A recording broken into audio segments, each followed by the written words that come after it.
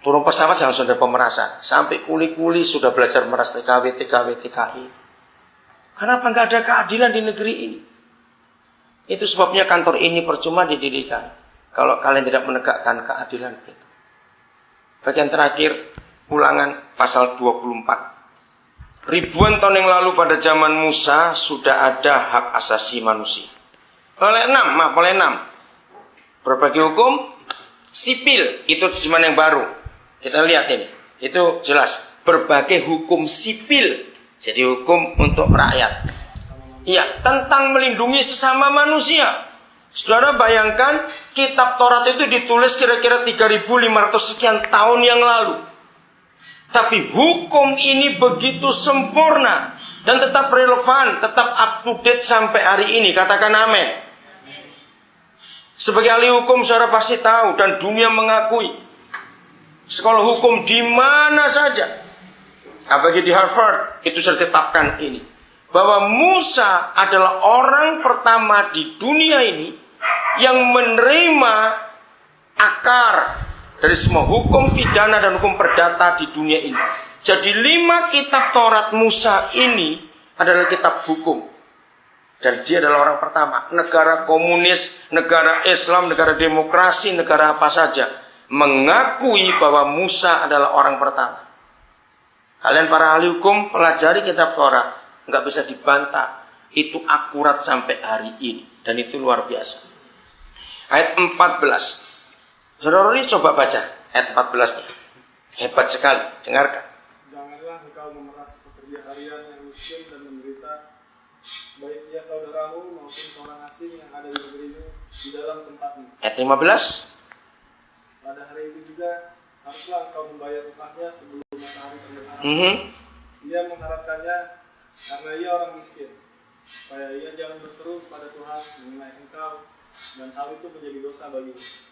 Saudara-saudara dikasih Tuhan, perhatikan hukum ini. Apa yang kita temukan? Ternyata buruh harian itu sudah ribuan tahun yang lalu ada di hati Bapa di surga. Janganlah engkau memeras pekerja harian yang miskin. Padahal buruh itu baru dikenal dunia secara hukum internasional, secara hukum modern. Itu pada waktu revolusi Prancis. Revolusi industri. Bayangkan, itu kan baru abad yang ke-18 yang lalu, awal abad 18. Dan ini abad keberapa sebelum Masehi? Dengarkan. Saya lama tinggal di Jerman dan saya tuh kagum. Saya belum pernah ke Jepang tapi Jerman. Maka itu sampai saya bisa mencari 3 perbedaan. 3 negara ini kenapa 2 maju, kenapa 1 ketinggalan. Salah satunya adalah hukum di Jerman memakai ulangan 24 ini. Ketika mereka hancur, janda begitu banyak, anak yatim begitu banyak, mayat luar biasa karena habis perang. Maka buruh yang paling banyak itu orang-orang Turki pada waktu itu. Maka itu hari ini kalau saudara ke Jerman, penduduk terbanyak kedua setelah orang zaman sini adalah orang Turki. Kenapa mereka dihargai? Karena ayatnya. Mereka perlu tenaga kasar untuk bongkar rumah-rumah hancur, bangunan hancur, buangi mayat, mengubur mayat. Mereka itu orang Turki kerja kasar. Mereka sebagai penjaga dari binatang-binatang yang harus dimakan, daging semuanya. Dan mereka dihargai. Maka itu kenapa sistem negara barat soal buruh. Contoh aja. Kenapa saudara-saudara kalian yang sekolah di luar negeri cuma cuci piring di restoran, buruh kasar saja, kerjanya gajinya bisa jauh lebih banyak daripada bapaknya setengah mati di Indonesia itu. Karena ayat ini yang mereka pakai, pekerjaannya. Dan lebih hebat lagi, perhatikan ya kalian ahli hukum, kalimat terakhir ayat 15. Saya sempat iri hati sebagai pendeta. Dalam arti begini, bayangkan pendeta itu nggak punya jalur online ke surga, tapi kaum buruh ada. Coba Rory baca lagi kalimat terakhir 15. Ayat 15. Nah, jangan ia berseru kepada Tuhan kalau gaji nggak diberi, majikannya akan dihukum terus sehingga mengapa Malaysia memakai hukum ini? Karena itu Inggris. Maka itu kenapa TKI, TKW pun tetap lebih makmur di negara lain daripada Indonesia sendiri. Karena pemerintah kita nggak melakukan hukum ini. Habis dia pakai hukum Arab di sini. Itu seenaknya seperti itu. Maaf saya berkata. Hukum ini kita harus tegakkan di negara kita. Kalau nasib kaum buruh ditingkatkan, lihat aja, nggak usah jauh-jauh. Namanya nelayan dan petani di negara ini hancur terus.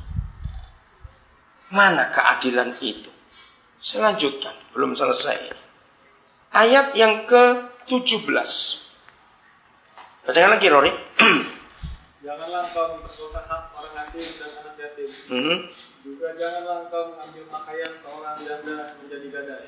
Bayangkan, jumlah manusia masih sedikit zaman firman ini, hukum ini ditulis.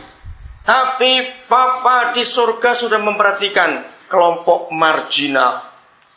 Inilah orang-orang marginal itu. Anak yatim, janda, orang asing di suatu negeri. Perhatikan itu. Saya berkata apa adanya. Salah satu gancuran negara kita adalah kisah ketidakadilan. Contohnya kami orang Tionghoa. Lahir di sini masih dianggap orang asing. Kurang ajar nggak itu negara? Tapi di negara manapun juga, lihat Singapura. Orang India dihargai. Orang Melayu dihargai. Malaysia juga begitu. Begitu banyak menteri-menteri yang Tionghoa.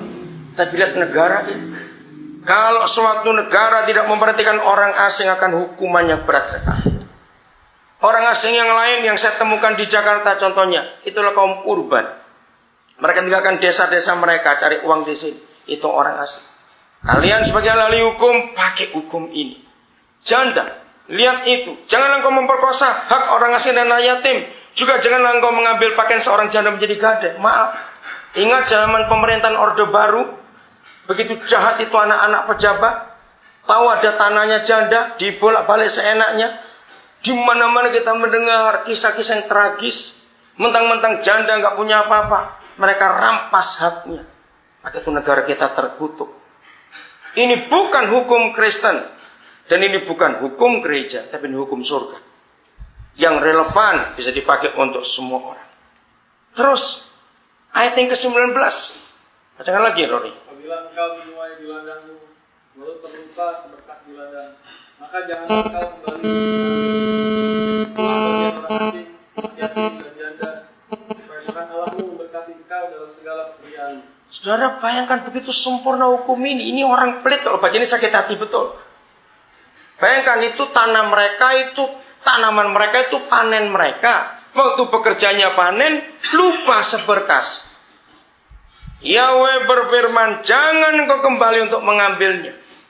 Karena itu bagian orang asing, anak yatim dan janda. Kaum marginal itu ada di hati Bapa di surga. Yang berikut, ayat 20. Apabila engkau memetik hasil pohon zaitunmu dengan memukul-mukulnya, janganlah engkau memeriksa dahan-dahannya sekali lagi. Itulah bagian orang asing, anak yatim dan janda. Zaitun, itu untuk minyak. Gandum, itu untuk makanan. Sama kalau kamu panen, cuma dipukul, nggak boleh dipetik. Begitu sisa, itu bukan untuk kamu. Untuk kaum marginal inilah. Ayat 21. Apabila engkau mengumpulkan hasil kebun anggurmu, janganlah engkau mengadakan pemetikan sekali lagi. Itulah bagian orang asing, anak yatim dan janda. Iya. Saudara, mengapa Bapa di surga mengulang-ulang kaum marginal untuk diperhatikan? Kalau kamu panen anggur pun, cukup sekali kamu petik, sisakan yang lain. Masih ingat ketika zaman Boas, kita perut Naomi, salah satu neneknya Daud, miskin, dua-dua janda. Naomi janda, Ruth janda. Nggak punya apa-apa. Tapi ada orang kaya namanya Boas di negeri itu. Dan hari itu musim menuai jelai. Dan hukum Taurat berlaku. Semua pemetik, orang-orang yang panen itu, tangan kirinya nggak boleh genggam erat-erat. Agak longgar. Untuk sengaja supaya ada yang jatuh. Dan disitulah orang-orang miskin, anak yatim, berjejer di belakang para pekerja itu ambil yang jatuh itu. Hukum yang luar biasa. Ayo kita tegakkan hukum ini kembali. Dan sekali lagi, jadilah mulut buat orang yang tertindas. Ingat ayat tadi, Amsal 31 ayat 89. Hendra, coba kamu baca di terjemahan baru itu. Kita cari pelengkap-pelengkapnya dari semua terjemahan yang ada. Yang kuat, bukalah mulutmu bagi orang bisu dan terhadap hak segenap keturunan yang akan punah. Bukalah mulutmu, adililah dengan benar, dan belahlah hak orang miskin dan yang berkekurangan. Belalah hak orang miskin dan berkekurangan. Kalian bertiga, bangsa ini berharap kantor ini cepat akan jadi besar. Bangsa ini berharap pintu yang masih terbuka untuk mereka, jadikanlah diri kalian. Kalau mereka sudah nggak bisa dapat keadilan dimanapun juga, maka suara Tuhan akan menyampaikan ke mereka semua bahwa di tempat ini ada keadilan. Nyatakan itu seadil-adilnya. Tegakkan itu. Kalau perlu kalian tulis kata di Supreme Court, Gedung Supreme Amerika itu equal justice under law. Kalau itu ada, negara ini akan luar biasa. Mari kita berdoa.